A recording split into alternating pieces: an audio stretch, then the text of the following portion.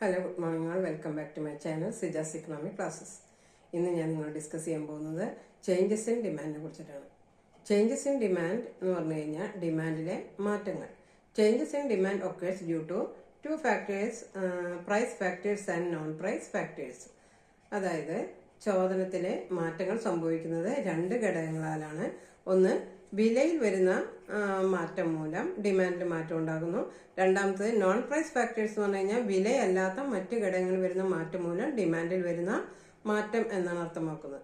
ഇപ്പോൾ വിലയല്ലാത്ത മറ്റ് ഘടകങ്ങൾ എന്ന് പറയുന്നത് ഇൻകം ഓഫ് ദി കൺസ്യൂമർ, അതായത് ഒരു ഉപഭോക്താവിന്റെ വരുമാനം.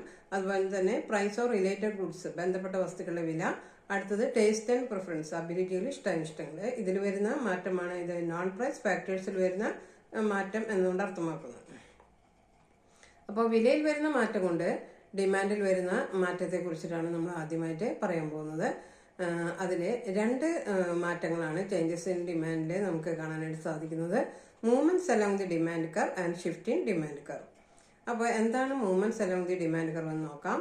മൂവ്മെന്റ്സ് അലോങ് ഡിമാൻഡ് കർവ് എന്ന് പറഞ്ഞു കഴിഞ്ഞാൽ ചോദന വക്രത്തിലൂടെയുള്ള മാറ്റം എന്നാണ് അർത്ഥമാക്കുന്നത്. അതായത് പ്രൈസ് ഫാക്ടറിൽ വരുന്ന ചേഞ്ചസ് മൂലം ഡിമാൻഡിൽ വരുന്ന ചേഞ്ച്. പ്രൈസ് കുറയുമ്പോൾ ഡിമാൻഡ് കൂടുകയാണെങ്കിൽ അതിനെ പറയുന്ന പേരാണ് എക്സ്പാൻഷൻ ഓഫ് ഡിമാൻഡ് എന്ന്. അതേസമയം പ്രൈസ് കൂടുന്നത് മൂലം ഡിമാൻഡ് ചുരുങ്ങുകയാണെങ്കിൽ അതിനെ കൺട്രാക്ഷൻ ഓഫ് ഡിമാൻഡ് എന്ന് പറയുന്നു. അപ്പോൾ നമുക്ക് അതിനൊരു ഡയഗ്രം ഉണ്ട്. ആ ഡയഗ്രത്തിലെ എയിൽ നിന്നും ബിയിലേക്കുള്ള മാറ്റമാണ് ഇത് എക്സ്പാൻഷൻ ഓഫ് ഡിമാൻഡ്. അതേസമയം ബിയിൽ നിന്ന് എയിലേക്കുള്ള മാറ്റത്തെയാണെന്ന് പറയുന്നത് കൺട്രാക്ഷൻ ഓഫ് ഡിമാൻഡ്. അപ്പോൾ നമുക്ക് ഡയഗ്രത്തിൽ കാണാനായിട്ട് സാധിക്കും. അപ്പോൾ നമ്മൾ ആ ഡയഗ്രം വരച്ച് കാണിക്കുന്നതാണ്.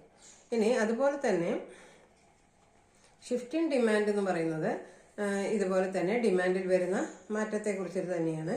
അപ്പോൾ ഡിമാൻഡിൽ വരുന്ന മാറ്റം എങ്ങനെയാണ്? നോൺ പ്രൈസ് ഫാക്ടേഴ്സിൽ വരുന്ന ചേഞ്ചസ് അനുസരിച്ച് ഡിമാൻഡിൽ വരുന്ന മാറ്റമാണ്. ഉദാഹരണമായിട്ട് എടുക്കുകയാണെങ്കിൽ ഇൻകം ഇൻക്രീസ് ചെയ്യുന്നു, പ്രൈസ് അവിടെ കോൺസ്റ്റന്റ് ആയി നിൽക്കുന്നു. അതായത് വില സ്ഥിരമായി നിൽക്കുമ്പോൾ ഡിമാൻഡിൽ എങ്ങനെയാണ് വ്യത്യാസം വരുന്നത്? വില സ്ഥിരമായി നിൽക്കുമ്പോൾ ഇൻകം വർദ്ധിക്കുന്നുവെങ്കിൽ ഡിമാൻഡ് എന്താണ്? വർദ്ധിക്കുന്നു. അതേസമയം വിലയിൽ മാറ്റമില്ല, ഇൻകം കുറയുമ്പോൾ ഡിമാൻഡ് എന്താണ്? കുറയുന്നു. ഇതാണ് ഷിഫ്റ്റ് ഇൻ ഡിമാൻഡ് നമുക്ക് കാണാനായിട്ട് സാധിക്കുന്നത്. അതിൽ ഇൻകത്തിൽ വരുന്ന വർധനമനുസരിച്ച് ഡിമാൻഡ് വർദ്ധിക്കുകയാണെങ്കിൽ അതിനെ ഇൻക്രീസ് ഇൻ ഡിമാൻഡ് എന്നും, അതുപോലെ തന്നെ ഇൻകത്തിൽ വരുന്ന കുറവനുസരിച്ച് ഡിമാൻഡ് എന്താണ്? കുറയുകയാണെങ്കിൽ അതിനെ ഡിക്രീസ് ഇൻ ഡിമാൻഡ് എന്നും പറയുന്നു. അതേസമയം പ്രൈസ് ഫാക്ടർ, പ്രൈസ് എന്ന് പറയുന്ന ഘടകം എന്താണ്? സ്ഥിരമായി നിൽക്കുന്നതായിട്ട് കാണാം. അപ്പോൾ നമുക്ക് അതിനൊരു ഡയഗ്രം ഉണ്ട്. അപ്പോൾ നമ്മൾ റൈറ്റ് വേർഡിലേക്കുള്ള shift of the demand curve നമുക്ക് കാണിക്കുന്നത് എന്താണ്? ഇൻക്രീസ് ഇൻ ഡിമാൻഡ് ആണ്. അതേസമയം ലെഫ്റ്റ് വേർഡിലേക്കുള്ള ഡിമാൻഡ് കർവിന്റെ ഷിഫ്റ്റ് കാണിക്കുന്നത് ഡിക്രീസ് ഇൻ ഡിമാൻഡ് ആണ്. ഡി എന്ന് പറയുന്നത് നമ്മുടെ ആദ്യത്തെ ഡിമാൻഡ് കർവ് ആണെങ്കിൽ അതിൽ നിന്ന് റൈറ്റ് വേർഡിലേക്കുള്ള demand curve increase in demand, അതായത് ചോദനത്തിലെ വർധനവ് എന്ന് പറയും.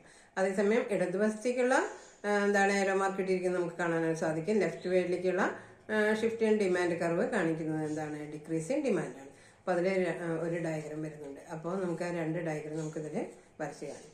അപ്പോൾ നിങ്ങൾ ഇക്കണോമിക്സ് നിങ്ങളിതിൽ പഠിക്കാനായിട്ട് നിങ്ങൾക്ക് സാധിക്കും.